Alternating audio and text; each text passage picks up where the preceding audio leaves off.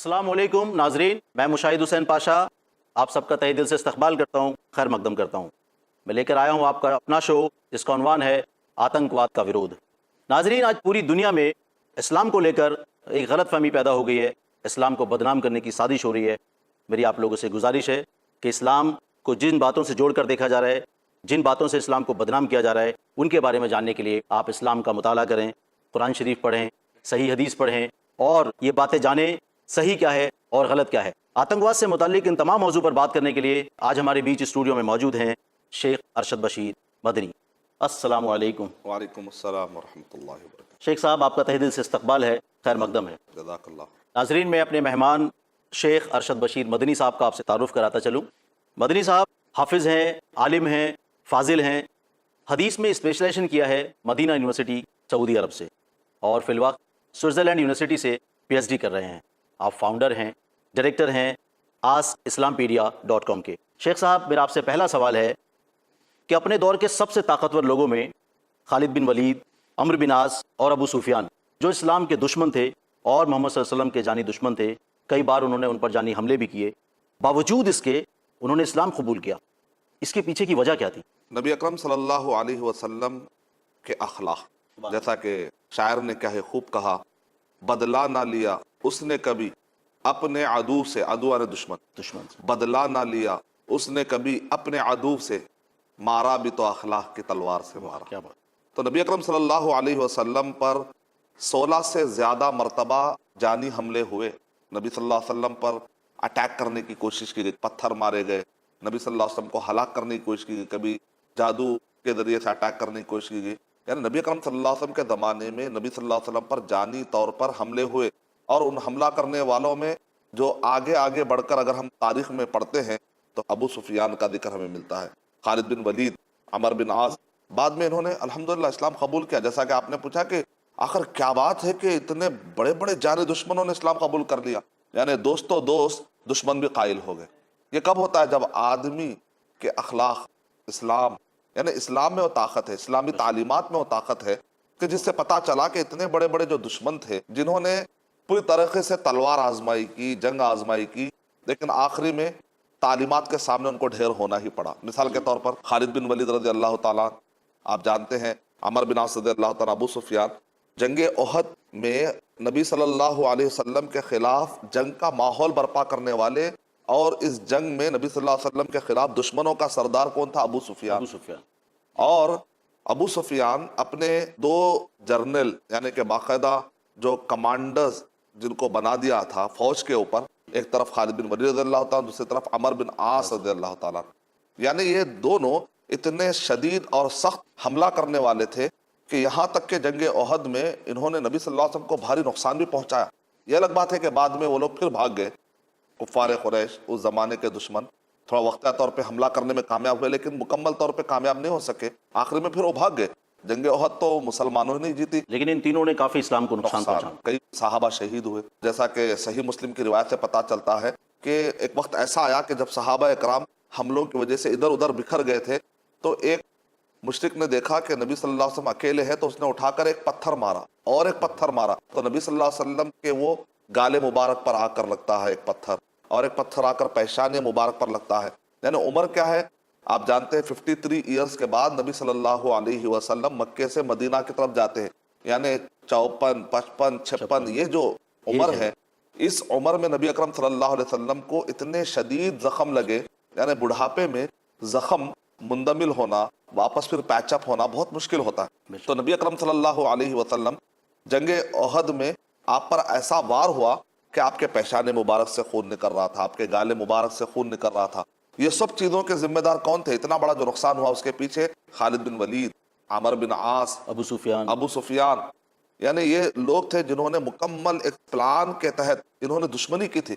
एक होता है कि दुश्मन घर बैठकर दुश्मनी करता है और आपको डर लगा होता है, दूसरा होता है कि दुश्मन एक्टिव है, आपको मारने के लिए भी आ रहा है, कत्ल करने के लिए भी आ रहा था। आप अंदाजा लगा सकते कितने जानी दुश्मन थे। लेकिन जब मक्का फतह होने के करीब जब कुफ़ार कुरैश जनरली उनको पता चल गया कि हमारी जितने ताकत वाली शख्सियतें थी सबकी सब खत्म हो गई हैं और मोहम्मद सल्लल्लाहु अलैहि वसल्लम के पास दिन ब दिन ताकत बढ़ते जा रही है, ऐसे वक्त पर नबी अकरम सल्लल्लाहु अलैहि वसल्लम ابھی مکہ فتح ہونے سے پہلے خالد بن ولید رضی اللہ تعالیٰ عنہ اور عمر بن عاص رضی اللہ تعالیٰ عنہ نے کلمہ پڑھا. فتح مکہ کے ٹائم پر ابو سفیان رضی اللہ تعالیٰ عنہ نے کلمہ پڑھا. سبحان اللہ. تو یہ فتح مکہ سے پہلے ان کے کلمہ پڑھنے میں اور فتح مکہ کے وقت پر کلمہ پڑھنے میں دونوں کے پیچھے بھی ایک چھوٹا سا واقعہ ہے. وہ یہ ہے خالد بن ولید رضی اللہ تعالیٰ عنہ اور عمر بن عاص رضی اللہ تعالیٰ عنہ کے ایک خاص دوست ہوتے ہیں. وہ نبی صلی اللہ علیہ وسلم سے جب ملنے جاتے ہیں تو نبی اکرم صلی اللہ علیہ وسلم غائبانہ ان کے بارے میں اچھا ذکر کرتے. اکثر ہم کیا کرتے ہیں, غائبانہ میں کسی کی برائی بیان کرتے. لیکن نبی صلی اللہ علیہ وسلم کے اخلاق دیکھیں. طبقات ابن سعد میں لکھا ہوا, جس کی سندوں کو میں نے چیک کیا, بالکل آتھینٹک ہے. یعنی نبی اکرم صلی اللہ علیہ وسلم کتنا حکمت اور دانائی کے ساتھ اسلام کو پیش کیا کرتے تھے, آپ اندازہ لگائیے. کیونکہ جو کمانڈرز ہوتے ہیں جنرلی اپنے آپ کو بہت زیادہ عقل مند سمجھتے ہیں وہ لوگ, تو ان کی عقل کی تعریف اگر کی جائے تو ظاہر بات ہے وہ لوگ خوش ہو جاتے ہیں, اور اس خوشی کے بعد ان کو اگر کوئی چیز بتائی جائے تو سمجھنے کے پوزیشن میں ہوتے ہیں. ایک کامن فینومینا ہوتا ہے. تو نبی اکرم صلی اللہ علیہ وسلم نے خالد بن ولید رضی اللہ تعالیٰ عنہ اور عمر بن عاص رضی اللہ تعالیٰ عنہ کے بارے میں ان کے دوست کے سامنے کہا, یہ خالد بن ولید اور عمر بن عاص تو اتنے ذہین لوگ ہیں, ان کو اسلام کیوں سمجھ میں نہیں آ رہا؟ تو دوست جا کر بولتے ہیں, آپ کو بہت عقل مند کہہ رہے ہیں نبی صلی اللہ علیہ وسلم. کیا نبی صلی اللہ علیہ وسلم ہماری عقل کی تعریف کرے, کہہ رہے کہ ہاں آپ لوگ اتنے عقل مند ہیں, لیکن آپ لوگ کو اسلام سمجھ میں کیوں نہیں آ رہا؟ تو جب ان کی عقل کی تعریف کی گئی تو وہ ذرا سا جیسے کہتے ہیں سافٹ کارنر پیدا ہونا, آدمی کو ایک سوچ پیدا ہوتی ہے, تھوڑے سے متاثر ہوتے ہیں. جب ایک آدمی کی اچھائی کا اور خوبی کا ذکر کیا جاتا ہے تو سامنے والا آدمی ویسے بھی آپ کا ریسپیکٹ کرتا ہے. لیکن وہ ریسپیکٹ کا مقصد کیا ہوتا ہے؟ ہماری واہ واہ نہیں ہوتا. وہ ریسپیکٹ کا مقصد ہے تاکہ وہ اپنے زندگی کے بارے میں ریئلائز کرے کہ وہ کیا صحیح جا رہا ہے, کیا غلط جا رہا ہے.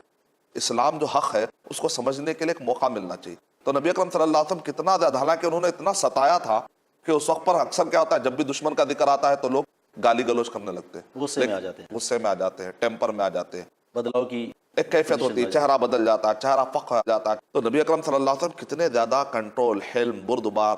یعنی نبی صلی اللہ علیہ وسلم کی نظر اس پر نہیں تھی کہ انہوں نے مجھ پر کیا کیا. نبی صلی اللہ علیہ وسلم کی نظر اس پر یہ تھی کہ ابھی بھی وہ لوگ جہنم سے بچ سکتے ہیں تو کیوں نہ بچا لوں میں, کیوں نہ میں ذریعہ بن جاؤں, کیونکہ آپ رحمت للعالمین ہیں.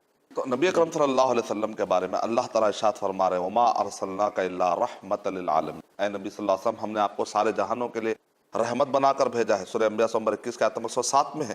یعنی خالد بن ولید رضی اللہ تعالیٰ عنہ اور عمر بن عاص رضی اللہ تعالیٰ عنہ کو آہستہ آہستہ احساس ہو چکا تھا کہ ہم جو کر رہے ہیں وہ غلط کر رہے ہیں, لیکن اب کیا ہمیں معافی مل سکتی ہے کہ نہیں مل سکتی ہے. تو نبی صلی اللہ علیہ وسلم نے اپنی طرف سے ایک جو اشارہ دیا کہ وہ اتنے سمجھدار لوگ ہیں, وہ اسلام قبول کیوں نہیں کر رہے ہیں, تو ایک عقل مند کو سمجھنے کے لیے کافی ہے کہ اس کا مطلب نبی صلی اللہ علیہ وسلم جو کچھ ہم نے کیا ہے اس کا کوئی بدلہ لینے والے نہیں ہے, بلکہ ان کا کنسرن تو اسلام ہے. ان کی تڑپ یہ ہے کہ سامنے والے نے مجھ سے ایسا کیا, وہ اپنے پرسنل ایگو کے لیے جینے والے آدمی نہیں تھے. وہ محمد صلی اللہ علیہ وسلم ایک آرڈنری انسان, ایک ایکسٹرا آرڈنری انسان, ایک عام آدمی نہیں, ایک بہت ہی مخصوص صفتوں اور اخلاق والے ایک عظیم شخصیت. نبی صلی اللہ علیہ وسلم کے ہاتھ پر نبی صلی اللہ علیہ وسلم کے زمانے میں خالد بن ولید رضی اللہ تعالیٰ نے, عمر بن عاص رضی اللہ تعالیٰ نے اسلام قبول کیا. اس کے بعد جب نبی صلی اللہ علیہ وسلم مکہ گئے, فتح کیا, آپ نے کانکرٹ کیا, تو اس وقت پر ابو سفیان کو اب یہ پرابلم ہوا, مجھے تو معاف نہیں کریں گے. ان سب کو تو معاف کیا گیا کیونکہ میں تو اس وقت پر کمانڈر ان چیف یعنی کہ سب سے بڑا سردار تو میں تھا. لیکن عباس رضی اللہ تعالیٰ عنہ کہتے ہیں کہ نہیں, نبی اکرم صلی اللہ علیہ وسلم معاف کر دینے میں سب سے آگے. اور نبی اکرم صلی اللہ علیہ وسلم نے کیا کہہ دیا تھا کہ اگر کوئی مسلمان کسی کو عہد کرے گا اور وعدہ کرے گا اور کسی کو امن دینے کا وعدہ کرے گا تو اس مسلمان نے جو وعدہ کیا ہے میں اس کا بھی خیال رکھوں گا. نہ صرف نبی صلی اللہ علیہ وسلم معاف کر دیتے تھے, اگر کوئی مسلمان بھی کسی کو امن دینے کی بات کرتا تو نبی صلی اللہ علیہ وسلم اس مسلمان کی عزت کا اتنا خیال کرتے تھے کہ اس کے خاطر دشمن کو بھی امن دے آتے. عباس رضی اللہ تعالیٰ نے کہا نہیں, نبی اکرم صلی اللہ علیہ وسلم نے اعلان کیا ہے کہ ایک مسلمان کے امن کا بھی خیال کریں گے, میں آپ کو امن دیتا ہوں. ابو سفیان کہتے ہیں کہ مجھے تو یقین نہیں ہو رہا, کیونکہ ان کو معلوم تھا ان کے کرتوت کیا ہے, ان کا نقصان کیا ہے. کیونکہ جب تک معلوم نہیں تھا آدمی بہت کچھ ظلم کر جاتا ہے, لیکن جب ریئلائز ہوتا ہے کہ میں اسلام کے خلاف کیا کر رہا ہوں. ایسے کئی دشمن ہیں تاریخ میں, صرف ابو سفیان ہی نہیں ہے, آج کے دور میں بھی بہت سارے لوگ ہیں جو اسلام کے خلاف لکھتے تھے, آخر میں انہوں نے اسلام قبول کر لیا. جیسے آج کے دور میں کملا داس سوریا, ایک زمانے میں پردے کے خلاف لکھنے والی خاتون, لیکن ایک دن اچانک جو برقع حجاب پہن لیتے اور کہتی ہے کہ آج سے میں مسلمان ہوں, ایمان لے آئی. اسی طریقے سے اب قریب میں جو واقعہ ہے, سوئٹزرلینڈ میں مسجدوں کے عمارتوں اور میناروں پر پابندی سائن کر کے نکالنے والا جو شخص ہے, اس نے کہا کہ میں اسلام قبول کرتا ہوں. سبحان اللہ. اسی طرح ڈیوڈ بنجامن جو اسلام کے خلاف پی ایچ ڈی کرنے کے لیے نکلا تھا، پی ایچ ڈی کی ڈگری کرنے سے پہلے اس کو ڈگری مل گئی لا الہ الا اللہ محمد رسول اللہ کی ڈگری مل گئی۔ تو اسلام کی خوبی یہ ہے کہ جو کوئی بھی اس پر غور کرے گا وہ دشمن بھی کلمہ پڑھ لے گا۔ ڈیوڈ بنجامن جو اسلام کے خلاف پی ایچ ڈی کرنے کے لیے نکلا تھا، پی ایچ ڈی کی ڈگری کرنے سے پہلے اس کو ڈگری مل گئی لا الہ الا اللہ محمد رسول اللہ کی ڈگری مل گئی۔ تو اسلام کی خوبی یہ ہے کہ جو کوئی بھی اس پر غور کرے گا وہ دشمن بھی کلمہ پڑھ لے گا، لیکن اگر اس کو نہیں پڑھے گا تو ایک کلمہ پڑھنے والا آدمی بھی اسلام کو چھوڑ کر مرتد ہو جاتا ہے۔ جب اگر وہ اگنورنس میں آ جاتا ہے، جب وہ معلومات نہیں رکھتا ہے، جب وہ جہالت کے راستے پہ جاتا ہے، تو بعض اوقات ایک آدمی اسلام کو چھوڑ دیتا ہے۔ کیوں؟ معلومات نہیں ہونی چاہیے، لیکن اگر معلومات ہو جاتی ہے تو دشمن بھی کلمہ پڑھ لیتا ہے۔ تو خوبی کیا ہے؟ اسلام کی خوبی یہ ہے اس کو سمجھنا ہے، اس کو صحیح طریقے سے سمجھیں گے تبھی اس سے فائدہ ہونے والا ہے، اس سے دشمن کو بھی فائدہ ہو جائے گا، اور اگر اس کو نہیں سمجھیں گے تو کبھی اسلام کا دعویٰ کرنے والے بھی اس کو اسلام کو چھوڑ دے کر نقصان اٹھا سکتا ہے۔ اپنی عملی زندگی میں لانا اس کو بہت ضروری ہے، سمجھنا ہے۔ تو ابو سفیان دیکھ رہے تھے کہ واقع نبی صلی اللہ علیہ وسلم مجھے معاف کرتے یا نہیں کرتے۔ جیسے نبی اکرم صلی اللہ علیہ وسلم مکہ میں داخل ہوئے تو آپ نے کیا جملہ کہا؟ جنرلی جب بھی کہیں فتح ہوتا ہے تو فاتح کیا کرتا ہے؟ خلاف والے سب کو معاف کرنے کے لیے تیار ہوتا ہے، لیکن وہ خلاف والے قوم کا جو سردار ہوتا ہے کہتا ہے پہلے اس کو مار دو۔ کیوں؟ اس لیے کہ پہلے اژدہوں کو مار دو، سپولوں کو پہلے مار دو، سانپ کو پہلے مار دو، ورنہ یہ بعد میں ڈسیں گے۔ جنرلی یہی لاجک ہوتا ہے، یہ آرڈنری انسانوں کی سوچ ہوتی ہے، لیکن ایکسٹرا آرڈنری انسان کی سوچ یہ ہوتی ہے اگر دشمن کو معاف کریں گے، دشمن اگر ریئلائز کر لے گا تو اس کی وجہ سے پوری قوم جو ہے صحیح طریقے سے اسلام کو سمجھے گی، نتیجے میں ان کو دیکھ کر فالو کرنے والے سارے قبیلوں میں اسلام کے بارے میں اچھی رائے پیدا ہو سکتی ہے۔ کہا کہ ان کو معاف کرو اور ان کو ایک موقع دیا جائے۔ نبی اکرم صلی اللہ علیہ وسلم نے کیا کہا؟ آپ نے یہ نہیں کہا کہ ابو سفیان کو پناہ، کہا جو ابو سفیان کے گھر میں چلا جائے اس کو ہی پناہ۔ یعنی تصور کریے کہ اچانک جو ہے نا ابو سفیان کے گھر میں لوگ آ رہے ہیں، یہاں تک کہ جگہ نہیں ملی۔ ابو سفیان کیونکہ ابو سفیان کے ماننے والے بھی بہت زیادہ ہیں، تو اتنے زیادہ لوگ ہیں، تصور کریں گھر کے اندر آ گئے، اب کسی کو جگہ نہیں ملی، کسی نے کھڑکی پکڑ لی، کسی نے دروازہ پکڑ لیا، کیونکہ اب تصور میں یہ ہے کہ جو ابو سفیان کے گھر میں جائیں گے اس کو پناہ ملے گی۔ تو یہاں پر نبی صلی اللہ علیہ وسلم سردار کو عزت دلا رہے ہیں کہ بے عزتی کر رہے ہیں؟ عزت دلا رہے ہیں، کیونکہ آپ کہہ رہے ہیں کہ جو گھر میں چلا جائے ان کو بھی پناہ ہے۔ تو ظاہر بات ہے وہ آدمی جا کر کہے گا ابو سفیان آپ کے گھر میں مجھے پناہ دے دو، تو ابو سفیان سے جا کے ریکویسٹ کرے گا، گویا کہ ابو سفیان سے ان کو عزت مل رہی ہے، ان کو پناہ مل رہی ہے۔ تو دیکھیں نبی صلی اللہ علیہ وسلم اپنے دشمن کے جو سردار ہیں ان کو بھی کتنے ریسپیکٹ دے رہے ہیں۔ ابو سفیان نے کہا لا الہ الا اللہ محمد رسول اللہ۔ یہ جو ورڈ ہے من دخل دار ابی سفیان فہو آمن، جو ابو سفیان کے گھر میں چلا جائے اس کو بھی امن ہے۔ یہ حدیث کی 13 کتابوں میں یہ ورڈ ہے، اس کو میں نے چیک کیا پورا، اور پورے آتھینٹک سند ہے۔ یعنی یہ جملہ اگر آج کے دور میں جہاں کہیں بھی جنگوں کی باتیں ہو رہی ہیں، ان کو چاہیے کہ محمد صلی اللہ علیہ وسلم جنگوں میں کتنے زیادہ اخلاق کا خیال رکھتے تھے۔ مطلب کہ لوگ اگر اس حدیث کا مطالعہ کریں تو انہیں یہ بات واضح طور پہ پتہ چلے گی کہ کس طریقے سے جنگوں میں بھی اخلاق کا خیال رکھنا۔ ہم تو دوستانے میں بھی اخلاق کا خیال نہیں رکھتے، اچھے دوستوں کے ساتھ ہم دغا بازی کر لیتے ہیں آپس میں۔ کبھی شیخ صاحب ایک چھوٹا سا سوال یہیں سے نکل کے آیا، جس طریقے سے حضور صلی اللہ علیہ وسلم نے اس جنگ کے دوران صلح کی، لوگوں کو معاف کیا، اس جنگ کے دوران بچوں اور عورتوں کا کیا حقوق تھے یا ان پر کیسے؟ نبی صلی اللہ علیہ وسلم نے تو پہلے ہی اعلان کر دیا کہ فتح مکہ کے دوران صلح نہیں ہوئی، نبی صلی اللہ علیہ وسلم کو فتح ملی مکمل، صلح جو ہوئی صلح حدیبیہ میں ملی، اور اس دوران کیا ہر جنگ میں نبی صلی اللہ علیہ وسلم نے یہ اعلان کر دیا۔ نبی صلی اللہ علیہ وسلم مثال کے طور پر اگر آپ پڑھتے ہیں صحیح بخاری حدیث نمبر 3014 میں کہ نبی اکرم صلی اللہ علیہ وسلم نے ارشاد فرمایا جنگوں میں عورتوں کو نہ مارا جائے، بچوں کو نہیں مارنا چاہیے۔ یعنی وہ تو ہر جنگ کا ہے، صرف فتح مکہ کے موقع پر نہیں، فتح مکہ میں تو دشمنوں کو معاف کر دیا گیا، تو معصوم بچوں اور عورتوں کو تو اور بھی زیادہ چھوڑ دیا جائے گا، کیونکہ ہر جنگ میں نبی صلی اللہ علیہ وسلم غصے میں آ جاتے تھے اگر کوئی عورت جنگ کے دوران کہیں قتل کی حالت میں ملی، اگر مقتولہ اگر ملی تو نبی صلی اللہ علیہ وسلم غصے میں آ جاتے تھے، کہا جو کوئی جس نے اس کو مارا میں اس سے بری ہوں، قیامت میں اس کو بچانے والا نہیں، اس سے نہیں ہو سکتا، کیونکہ نبی صلی اللہ علیہ وسلم غصے میں آتے تھے کہ معصوموں کو قتل کیوں کریں گے؟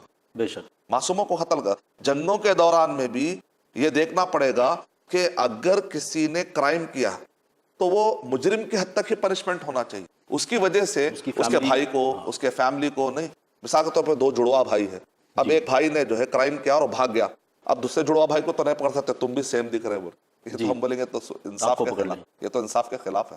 تو اس وجہ سے نبی صلی اللہ علیہ وسلم بیسک رولز، بیسک جو اخلاق ہے ان میں بہت نبی صلی اللہ علیہ وسلم پاورفل تھے، یہاں تک کہ جنگوں کی حالت میں بھی۔ تو یہ ہے نبی صلی اللہ علیہ وسلم کے جب یہ اخلاق ہوں گے تو دوست نمبر 1 دشمن بھی ڈھیر ہو جائے گا۔ تو ناظرین دیکھا کس طریقے سے شیخ صاحب نے ہمیں حوالے دیے۔ مدنی صاحب، یہ جو آپ نے نبی صلی اللہ علیہ وسلم کے بارے میں بتایا کہ انہوں نے اپنے دشمنوں کو معاف کیا، انہوں نے ایسے حکمران اپنے ان دشمنوں کو معاف کر دیا جو ان کے جانی دشمن تھے، جو اسلام کے دشمن تھے۔ کیا کوئی ایسا واقعہ ہے تاریخ کے حوالے سے کہ ہم یہ بتا سکیں کسی نے ان پر پرسنل اٹیک کیا ہو اور اس پرسنل دشمن کو انہوں نے معاف کر دیا ہو؟